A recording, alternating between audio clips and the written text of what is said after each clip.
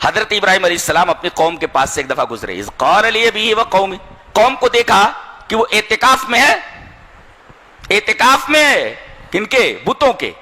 اس کا مطلب جو لوگ مسجد میں اعتکاف بیٹھتے ہیں رمضان کے آخری عشرے میں، جو سنت ہے، در حقیقت یہ شرک کی عملی مخالفت ہے۔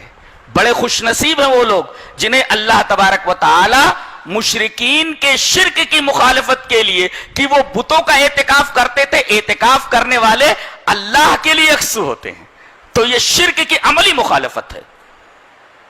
ایک نقطہ یہ ملا۔ اور اعتکاف صرف مسجد میں ہوتا ہے، کچھ عورتیں اپنے گھروں میں اعتکاف کرتی ہیں، جائز نہیں ہے۔ وَأَنْتُمْ عَاكِفُونَ فِي الْمَسَاجِدِ، مسجد ہی میں اعتکاف ہوتا ہے۔ ہاں اگر مسجد کے اندر پردے کا انتظام ہے اور کسی طریقے کا کوئی شر پھیلنے کا اندیشہ نہیں ہے، وہاں مرد نہ جاتے ہوں، تو پردے کھینچ کر کے وہ مسجد میں اعتکاف کر سکتی ہیں۔ لیکن اگر کسی فتنے کا خوف ہو تو یہ نفل ہے، ثواب تو بہت زیادہ ہے لیکن نفل ہے، اس کے لیے عورتیں اصرار نہ کریں۔ پتہ یہ چلا کہ اعتکاف صرف مسجد کے اندر ہوتا ہے۔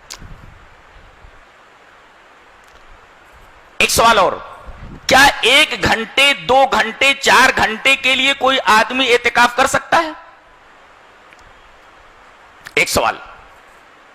دوسرا سوال یہ کہ کیا اعتکاف کے لیے روزہ ضروری ہے کہ جو روزہ رکھے گا وہی اعتکاف کرے گا؟ پہلے سوال کا جواب، 1 گھنٹے 2 گھنٹے 4 گھنٹے کے لیے اعتکاف جائز نہیں ہے، اعتکاف درست نہیں ہے۔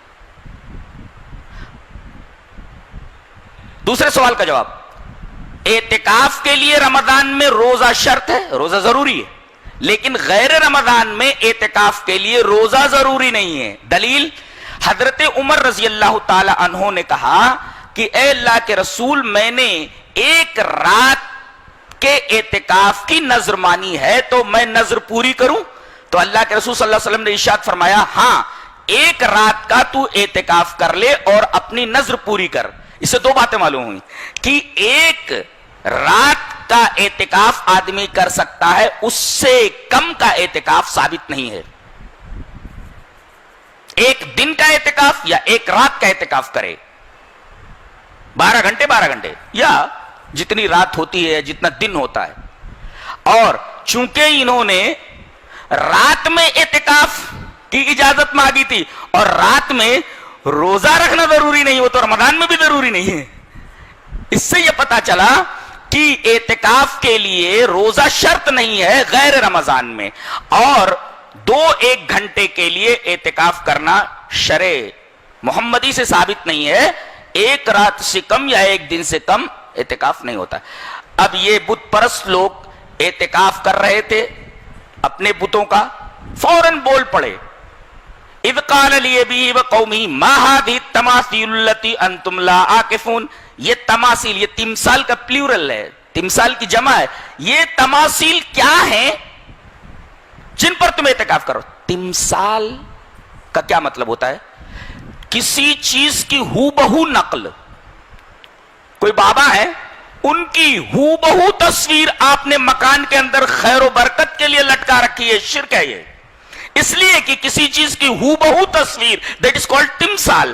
تو اگر کسی کا اسٹیچو بنا لیجیے جائے پتھر کا، جو اس کی ہو بہو شکل ہو پتھر میں، یا اس کا فوٹو ہو اور اس کے اس ہو بہو شکل کی عبادت کی جا رہی ہو، خیر و برکت کے لیے کہیں رکھ دیا گیا ہو گھر میں یا کہیں اور، تعظیم کے لیے یا خیر و برکت کے عقیدے سے، تو یہ شرک ہے، اور اسلام ہر طریقے کے شرک سے منع کرتا ہے۔ تو یہ تمثال کا مفہوم ہوا، کسی شے کی ہو بہو شکل تمثال کہلاتی ہے۔ اس کے بعد